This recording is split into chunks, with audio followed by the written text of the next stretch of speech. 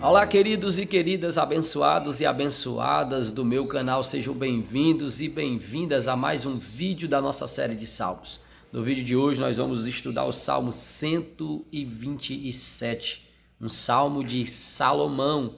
Até então não era comum estar vendo aqui um Salmo de Salomão, mas o Salmo 127 foi escrito aí pelo rei Salomão, filho de Davi, né, que herdou o trono de seu pai e que foi o escolhido por Deus para construir o templo, né, o famoso, que até hoje é chamado de Templo de Salomão. Inclusive ali em São Paulo, né, no Brás, a Igreja Universal construiu ali uma réplica, né, uma cópia do Templo de Salomão, e hoje virou até ponto turístico ali em São Paulo. Quem vai a São Paulo quer ir ver de perto, ok? Mas aí Salomão construiu o templo, mas não é disso que vamos falar. Vamos ler o texto. Primeiramente vamos orar a Deus pedindo sua ajuda, seu auxílio, amém? Deus eterno, Deus querido, Deus que fez os céus e a terra, em primeiro lugar te rendemos glória, adoração e louvor. Bendito seja o teu nome para todo o sempre. Pai, a única coisa que te pedimos é que o Senhor nos ajude no entendimento da tua palavra, no estudo da tua palavra, e que ela venha ficar guardada em nossos corações. Assim, te pedimos em nome de Jesus. Amém. Salmo 127, a partir do versículo 1, vai dizer assim: a não ser que o Eterno edifique a casa, trabalham em vão os que desejam construí-la.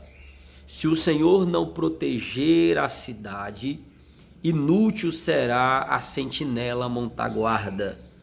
Os obstinados que retardam seu sono até alta noite, acordam antes do amanhecer e idolatram o trabalho, não alcançarão os bens que o Eterno concede aos que o amam, mesmo quando estes estão repousando. Quanto a seus filhos, eles são herança do Senhor. O fruto do ventre é um presente de Deus. Como flechas na mão do guerreiro, são os filhos nascidos na sua juventude.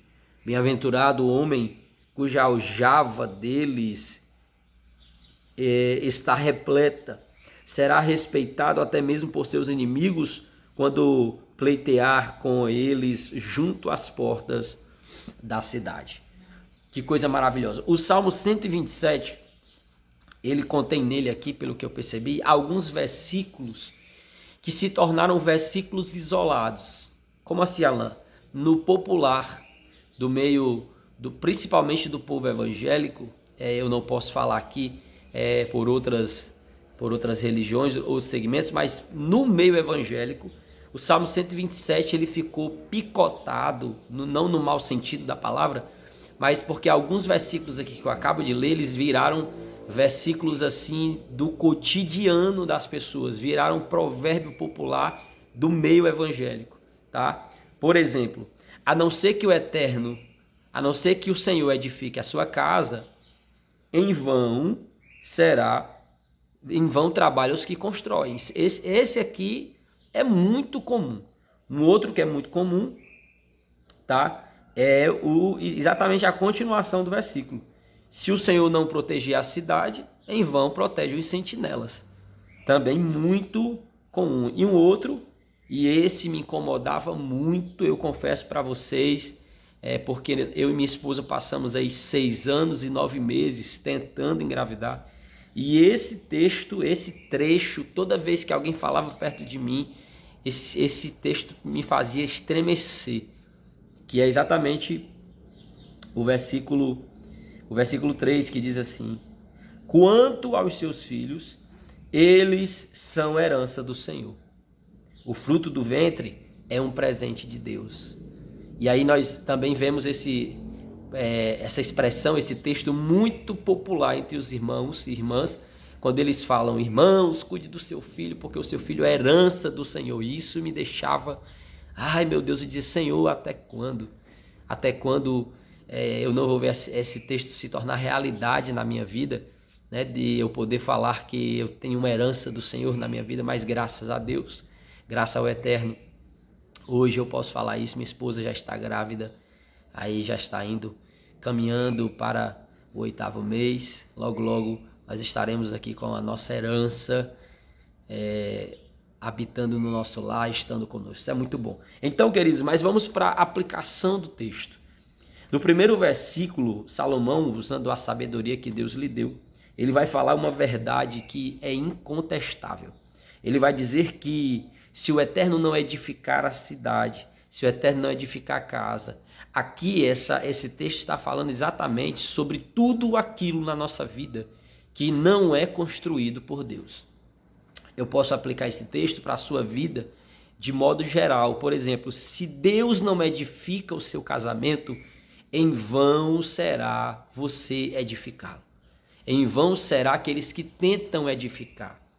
Se o Senhor não edificar a sua família, se o Senhor não edificar o seu trabalho, você precisa entender que quando o salmista está falando isso, ele está falando que Deus tem que ser o construtor de tudo da tua vida. Se ele não estiver como o engenheiro da obra, o mestre da obra, será em vão construí-la. Não dá para nós construirmos as coisas da nossa vida do nosso jeito, com o nosso pensamento. Por quê, Alan? Porque a probabilidade disso dar errado, a probabilidade dessa casa vir à ruína, desse projeto vir à ruína. E aí eu já faço uma pergunta para você que está cheio de sonhos aí e de projetos no teu coração e na tua mente. E aí eu já te faço essa pergunta, já te aconselhando. E aí a pergunta é: quem vai edificar o teu projeto? Quem vai edificar o teu sonho? Quem está à frente desta obra? Porque se não for o Senhor, em vão trabalhará aqueles que irão estar trabalhando. Se o Senhor não for aquele que edifica esse projeto que você está preparando, esse sonho que você está arquitetando, será em vão você tentar construí-lo. Porque somente com o Senhor a casa ficará perfeita. O versículo 1 ainda vai trazer outra riqueza, quando o salmista diz: se o Senhor não proteger a cidade, inútil será os sentinelas guardarem. E aqui acontece uma junção, porque só pode ter, escute isso, só pode ter sentinela que protege uma cidade se a cidade existir. Porém, o começo do versículo 1, o salmista vai dizer o seguinte, que em vão tentam construir uma casa aqueles que não colocaram na mão de Deus a edificação dela. Ou seja, se o Senhor não edificar a casa, será em vão construí-la. Então, se aplicarmos esse princípio para a cidade, da continuação do versículo, a gente vai entender o quê? Se as pessoas edificaram a cidade sem Deus estar nela, aí é que é em vão mesmo os sentinelas guardarem. Por quê? Porque essa casa está fadada à ruína. Mas se houver uma junção, pega essa aí, se houver uma junção daquele que constrói com aquele que guarda, isso é lindo, maravilhoso, que palavra linda que o Senhor está me dando aqui. Se houver uma junção daquele que edifica com aquele que guarda, a sua casa, a sua família, a sua cidade, as fortalezas da tua vida nunca serão abaladas. Por que, Alan? Porque quem edificou a tua casa foi Deus, Alan. E quem guarda a tua casa é Deus também. Então, o construtor e o guardião da tua casa tem que ser aquele que fez os céus e a terra. Que coisa linda. Já dava para a gente terminar o vídeo aqui, mas deixa eu ler um pouco mais. Os obstinados que retardam seu sono até a alta noite, acordam antes do amanhecer e idolatram o trabalho, não alcançarão os bens que o Eterno concede aos que o amam, mesmo quando estes estão repousando. O que o texto está querendo falar aqui? O texto, o do versículo 2, está querendo falar sobre a obsessão, a ganância, a idolatria. Tem gente que acha que idolatria só se limita a imagens de escultura, mas não. Tem gente que não serve, não é devoto, não é dedicada a nenhuma imagem de escultura, mas em contrapartida, essa pessoa não consegue folgar um dia. Essa pessoa tem uma loja, tem um armarinho, uma oficina, seja lá o que for. Ela tem o empreendimento dela e ela não consegue parar um dia sequer. Ela está desesperada para ganhar dinheiro. Isso se chama idolatria. Foi por isso que Deus instituiu o Shabat, que é o sábado, o dia do descanso para o Senhor, um dia consagrado para o Senhor, porque senão Israel ia trabalhar todo dia, porque o povo de Israel foi um povo acostumado ao trabalho, um povo criado no trabalho. E aí o Senhor, eu creio que ele constitui também o sábado para que o povo pudesse descansar, para que a terra pudesse descansar, até porque a gente vai ler em outros textos o ano sabático, que era um ano inteiro que o povo não podia plantar. Então é necessário parar para descansar. E aí, essas pessoas que vivem dessa forma, elas até ficam ricas, porque seria errado afirmar que quem trabalha feito um louco não enriquece, porque enriquece, é consequência. Porém, essas pessoas não recebem de Deus o bem mais maravilhoso que alguém pode receber. E aí essas pessoas não recebendo de Deus, elas não viverão 100% satisfeitas. E aí, aqui está a explicação para pessoas que têm tudo, mas se sente como se não tivesse nada. Pessoas que têm tudo, mas por fim acabam tirando a sua vida, se suicidando, tendo overdose. Vocês entenderam onde eu quis chegar, ok? Então, versículo 3 vai dizer: quanto aos seus filhos, eles serão herança do Senhor, o fruto do ventre é um presente de Deus. E aqui, como eu já falei lá no início, esse texto mexe muito comigo, porque foi durante um bom tempo um texto que me martirizava, mas hoje é um texto que me deixa alegre. E aí eu quero lançar uma palavra de motivação, uma palavra de ânimo para você que ainda não alcançou esta bênção de Deus e quer. E você está vivendo aquele período que acha até que não vai ter. Eu acho que eu não consigo mais. Deixa eu lançar essa palavra sobre ti. Por experiência vivida, continua perseverando, continua acreditando, principalmente entra em propósito por esta causa. Chama teu esposo, chama a tua esposa e vocês comecem aí um propósito de muitos dias. Vocês podem determinar aí a quantidade ou podem fazer como eu e minha esposa fizemos. Nós começamos um propósito todo dia orando e esse propósito só tinha um limite. Qual era o limite, Alan? Quando Deus respondesse. Quando a gente descobrisse que estava grávida. E aí passamos 32 dias. No 32º dia, descobrimos que estávamos grávidos. Então vale a pena, ok? Por quê? Porque Deus tem herança dele para a nossa vida, para a nossa história. Versículo 4 e o versículo 5 vai falar sobre a importância de ter muitos filhos. E aí nós precisamos ter calma e precisamos ler o texto, principalmente entendendo a cultura daquela época, tá? Todo o texto da Bíblia, querido e querida, quando você lê, você precisa ver o contexto.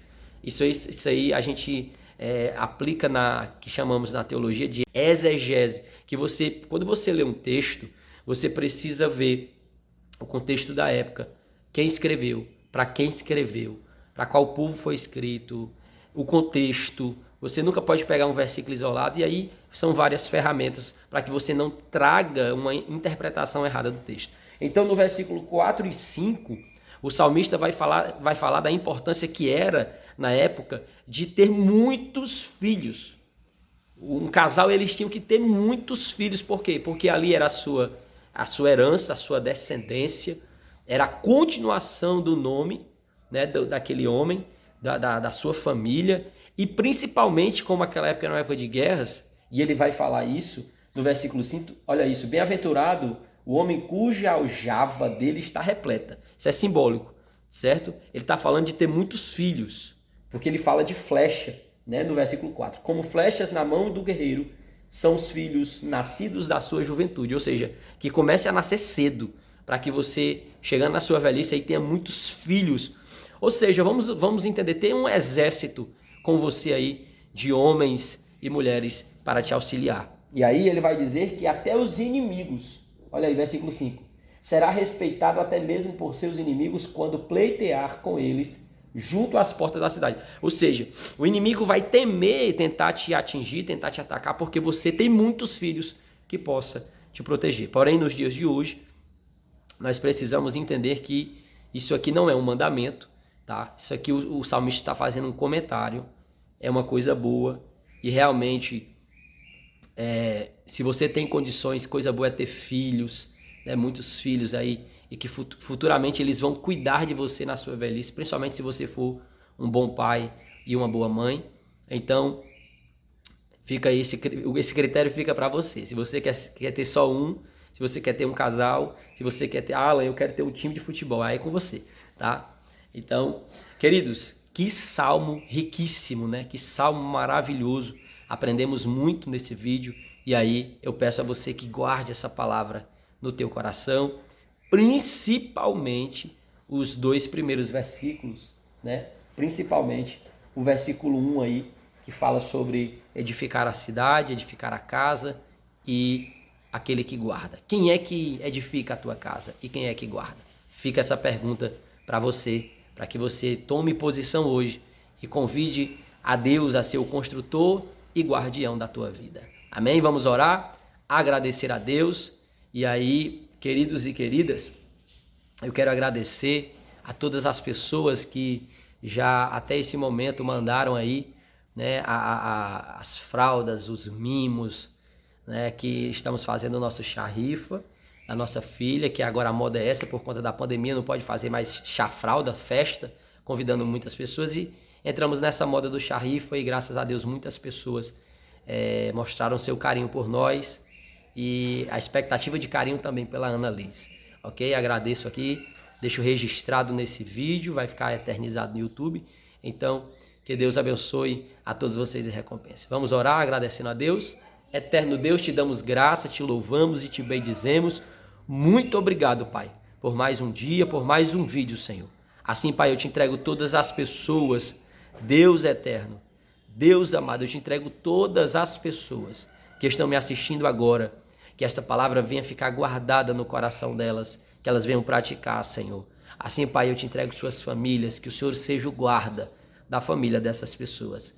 Pai, eu te entrego mais uma vez o Afeganistão, que o Senhor venha guardar aquele lugar daquele mal que está invadindo como um câncer, que está corroendo toda aquela região, que o Senhor venha repreender o espírito da guerra, que o Senhor venha guardar ali os inocentes. Pai, por fim eu te entrego Israel, a tua nação amada, eleita, o teu povo adquirido, que o Senhor venha abençoá-los e guardá-los também de todo o mal, para a glória do teu nome. Assim, Pai, te pedimos em nome de Jesus. Amém. Que Deus te abençoe e até o próximo vídeo, se Deus quiser.